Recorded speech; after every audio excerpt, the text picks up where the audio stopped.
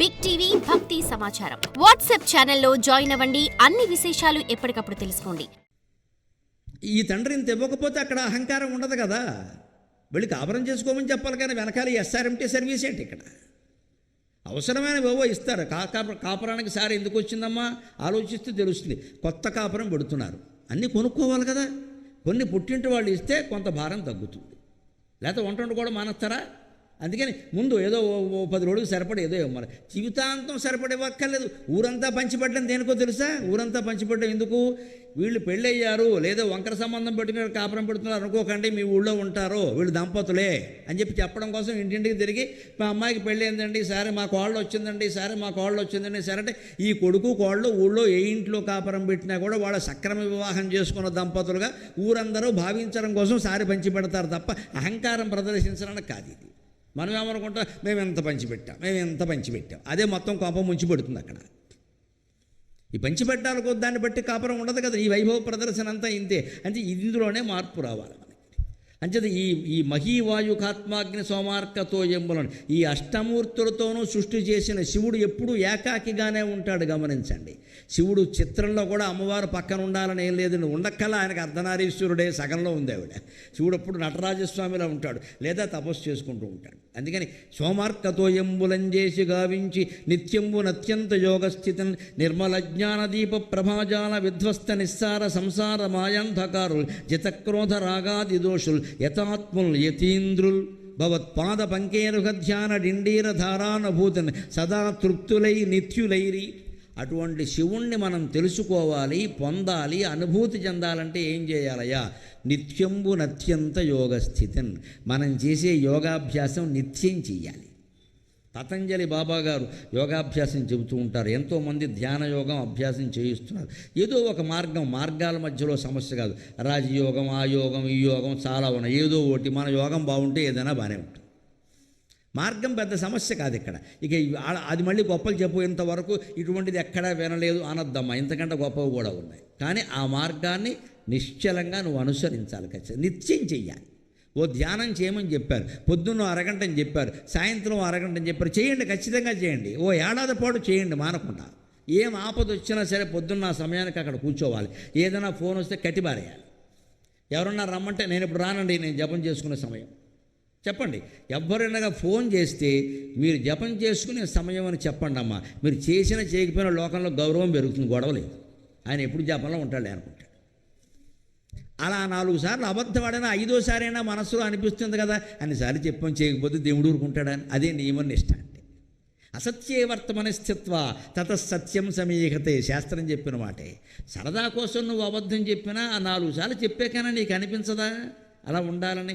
అందుకోసం చిన్నతనంలో అబద్ధాలు చెప్పినా పర్వాలేదు, చెప్పవయ్యా, మంచి మాట చెప్పవయ్యా.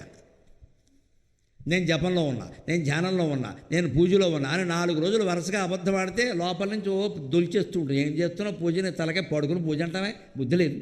వెంటనే వీడు మొదలెడతాడు. అసత్యం చెప్పినా పర్వాలేదు, అలవాటు అవుతుంది కదా. ఇంక అలాగే చెప్తూ కూర్చుంటే అలాగా. అభ్యాసం నిత్యంబు నత్యంత యోగస్థితి. దైవం కోసం చేసే అభ్యాసం నిత్యం చేయాలి. అందుకే మన హిందూ జీవన విధానంలో దైవారాధన, దైవ పూజ అనేది ఒక భాగం చేసేసారండి. ఏ ఇల్లాలికైనా ఏం చెప్పారు అంటే, అమ్మ 6 గంటల సూర్యోదయం అయ్యేలోగా స్నానం చేసి దేవుడి దగ్గర ఇంత దీపం పెట్టు, మిగిలినప్పుడు నీ పనులు చూసుకోవాలి. ఆ మాత్రం చేయలేమా? అది కూడా కష్టమేనా? ఇంకా దేవుడు ఎలా కనపడతాడు? మరి ఏదైనా ఆపద వచ్చినప్పుడు కనపడతాడా దేవుడు? 6 గంటల లోపు భార్యాభర్త ఇద్దరు స్నానాలు చేసి ఆ పాత బట్టలు అవతల బారేసి ఉతికిన బట్టలు కట్టుకుని ఈవిడో దీపం పెట్టి ఆయన అక్కడ కూర్చుని దండం పెట్టలేడండి. అంతకంటే గొప్ప పనులు ఉన్నాయి మనకి. రాత్రి ఏమో 1 గంటకి 2ంటికి పడుకోవడం, పొద్దునేమో 9ంటికి లేవడం. లక్ష్మీదేవి ఎందుకు ఉంటుందండి మన దగ్గర? లక్కీ డ్రా ఉంటుంది, లక్ష్మీదేవి ఉండదు ఇక్కడ. ఆచారాలు ఎందుకు పెడతారంటే ఇందుకే. కనీసం నిత్యము నత్యంత యోగస్థితం రోజు చేయి. అంతేకాదు, అది చేస్తే నిర్మల జ్ఞాన దీప ప్రభాజాల విధ్వస్త నిస్సార సంసార మాయాంధకారులు. నన్నయ్య గారు ఎంత గొప్ప మాట వాడాడు. ఆ వెలిగించిన దీపం ఉందే, పెట్టిన దీపం, అది జ్ఞానదీపంలా వెలుగుతుంది. జ్ఞానదీపం అంటే మామూలు దీపం ఒత్తులతో పెడతాం, నూనె పోస్తాం, ప్రమిదలో నూనె పోస్తాం, ఒత్తులు పెడతాం, అగ్గిపుల్ల గీస్తాం, వెలిగిస్తాం, ఏదో దీపం జ్యోతి పరంబ్రహ్మ అనేదో అంటాం. జ్ఞానదీపం అంటే శ్రీనాథ మహాకవి కాశీఖండంలో గుణనిధి కథలో చెబుతాడు. విమల విజ్ఞాన దీపంబు వెలుగుచుండ జ్ఞా శాంతిధారా జలంబుల జలకమార్చి భవుని పూజించ భావపుష్పముల భక్తి అతి విశుద్ధ మనోవృత్తి యజ్ఞదత్తి అంటాడు. విజ్ఞాన దీపాన్ని పెట్టాలి దేవుడి దగ్గర. ఏమిటా విజ్ఞానం? దీపం వెలిగించేటప్పుడు బ్రాహ్మణులు చదివే శ్లోకంలో ఉంది అది. ఆసాధ్యం త్రివర్తి సంయుక్తం వహ్నినాయోజితం ప్రియం గృహాణ మంగళం దీపం త్రైలోక్యతిమిరాపకం. సాధ్యం నూనె నెయ్యో పొయ్యాలి, లేకపోతే దీపం వెలగదు. త్రివర్తి సంయుక్తం 3 ఒత్తులు కలిపి 3 పోగులు కలిపి ఇలా గుండ్రంగా మెలిపెట్టి ఒక ఒత్తు కింద పెట్టాలి. 3 ఒత్తుల 6 ఒత్తుల 7 ఒత్తుల అంటారా, శాస్త్రం చెప్పింది ఇంతే. 3 దారపోగులు కలిపి ఒక ఒత్తు కింద పేనమన్నారు. ఆ పేనడం ఇలా మెలిపెట్టినట్టు చేయాలి. ఎందుకంటే నూనె ఇప్పుడు నీళ్లు పళ్ళ మెరుగు, కానీ నూనె వంకరగా తిరుగుతుంది, జారుతుంది. అందుకని ఒత్తి మెలిపెట్టాలి. సాధ్యం త్రివర్తి సంయుక్తం వహ్నినాయోజితం నిప్పు ముట్టించమన్నాడు. దీంట్లో అంతరార్థం ఏమిటంటే ఒత్తి అనడానికి దారం అనడానికి సంస్కృతంలో గుణం అంటారు. మన దేహాన్నే ప్రమిద చేసి ఇందులో భక్తి అనేటువంటి నూనె పోసి ఈ త్రిగుణాలు ఉన్నాయి, సత్వగుణం రజోగుణం తమోగుణం, ఈ 3ంటినే దారపోగులుగా భావించి మెలిపెట్టి మెలిపెట్టి మెలిపెట్టి శివుడి దగ్గర దీపంగా పెట్టాలి. స్వామి నువ్వు తీసుకో, స్వామి నువ్వు తీసుకో. ఈ త్రిగుణాల కారణంగానే మనకి దుఃఖాలన్నీ వస్తున్నాయి. తమోగుణం రజోగుణం సత్వగుణం. ఉదాహరణకు రజోగుణం పోటీ, ప్రతిదానికి పోటీ, మంచి పనికి పోటీ చెడ్డ పనికి పోటీ. పోటీ లేకుండా మనం ఉండలేమండి. చిన్నపిల్లలు పోటీ పడతారమ్మా, 10 ఏళ్ళు 15 ఏళ్ళ వరకు పోటీ పడతారు. 70 ఏళ్ళ వాళ్ళకి పోటీలు ఏమిటండి? రాజకీయాల్లో పోటీ, పేరంటాల్లో పోటీ, దేవుడు పూజలో పోటీ, ఐశ్వర్యంలో పోటీ, ప్రతిదీ పోటీ. ఈ పోటీల నుంచి వీలైనంత తప్పించుకోవాలి. ఎవరో పాల్గొంటారు, మనకి ఎందుకు వచ్చిన గొడవ అది. ఇక వాళ్ళు బాగా చేశారా, వీళ్ళు బాగా చేశారా, అక్కడి నుంచి తిట్టుకోవడం కొట్టుకోవడం, ఇదే రజోగుణం. ఈ పోటీల నుంచి తప్పుకుంటే నువ్వు ప్రశాంతంగా ఉంటావు. గెలిచినప్పుడు ఆనందించండి, ఓడిపోయినప్పుడు దుఃఖం ఉండాలి. గెలుపు ఓటమి 2 లేకుండా ఉండాలంటే ఆ ఆట నాకు వద్దంటే అయిపోయా, గొడవలేదు, నేను ఆడను, గొడవలేదంతే, అయిపోయింది. ఇంకా అది ఆ రజోగుణం వదిలించుకోవాలి. సత్వగుణం మంచిదే, ఏదో గ్రంథాలు చదువుతాం చేస్తాం, కానీ దాని అహంకారంగా మారకూడదు, చాదస్తంగా కూడా మారకూడదు. ఈ 3ంటిని ఒత్తి కింద మెలిపెట్టి దేవుడి దగ్గర వెలిగించమంటే అర్థం ఏంటి? దగ్ధం చేసేయి అంటే కాల్చేయి, బూడిదైపోవాలి మొత్తం. 3 గుణాలు నాశనం అయిపోవాలి. అదే పురారి త్రిపురాసుర సంహారం. అందుకని అది దీపం, జ్ఞానదీపం. అటువంటి జ్ఞానదీపం పెట్టాలి. భావపుష్పముల భక్తి. మనం చాలాటప్పుడు భక్తిలో కూర్చున్నప్పుడు, పూజలో కూర్చున్నప్పుడు స్తోత్రాలు చదువుతాం, పారాయణ చేస్తాం, ఒక్కచోట కూడా అర్థం తెలుసుకోం. మనందరం గోతులో పడుతున్నది ఇక్కడే.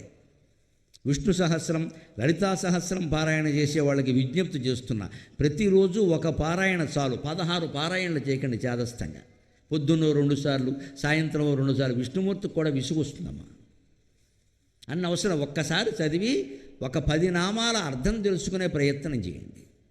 విశ్వం విష్ణుర్వషట్కారో భూత భవ్య భవత్ప్రభు, ఇలా ఒక 10 నామాలు ఒక్క వాక్యంలో అర్థం.